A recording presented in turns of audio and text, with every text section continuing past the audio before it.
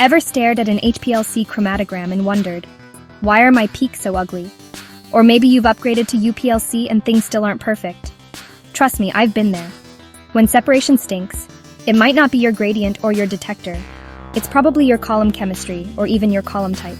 Here's my expanded guide to picking the right column so you get sharp, perfect peaks every time, whether you're running HPLC or UPLC. The first thing I ask, is my sample soluble in water? Or does it only play nice with organic solvents? If your sample dissolves in water or other polar solvents, you're in reversed phase territory. The column's non-polar, the mobile phase is a water mix. C18 is the classic choice, but C8 and phenol are also popular. Got ionic analytes? Try ion exchange columns like SEX or SAX. Adjusting pH and salt concentration can fine-tune your separation. Acidic and polar? Go for a high AQ C18. These are designed for high aqueous mobile phases and prevent phase collapse. Basic and polar? Amino, cyano, or PFP columns have your back. Each offers unique selectivity for tricky analytes. If your analyte's neutral but loves oil, C18, C8, or phenol columns are your friends. Phenol columns can help with aromatic compounds. More hydrophilic? High AQ C18 or cyano fits the bill.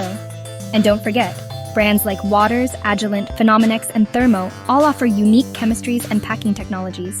Check their application notes for guidance. Case in point, a team was struggling to analyze paracetamol.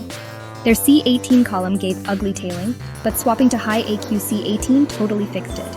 Always keep a log of column performance to spot trends early. Now, if your sample avoids water and prefers organics like hexane, normal phase is the way. The stationary phase is polar, mobile phase is non-polar. Always check compatibility with your analyte and solvents. Perfect for lipids, hydrophobic vitamins, even tricky cosmetics. Silica columns and hexane can seriously sharpen your results.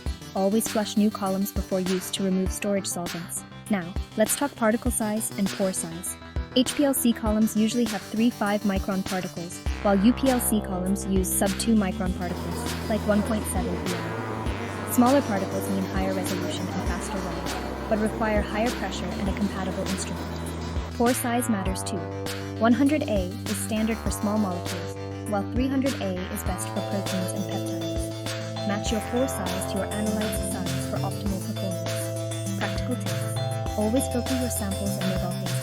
Avoid pressure spikes, and store columns in appropriate solvents. If you see rising back pressure, loss of resolution, or peak tailing, try reversing the flow, cleaning with recommended solvents, or switching to a fresh column.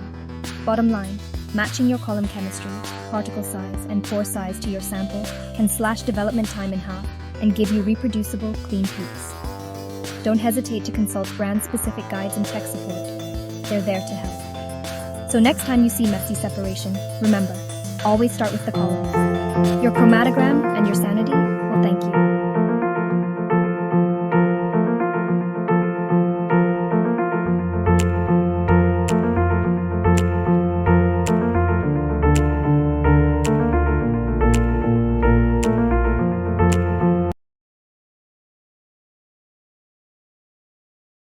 If you found this video helpful, please subscribe, like, and share it with others who'd benefit. See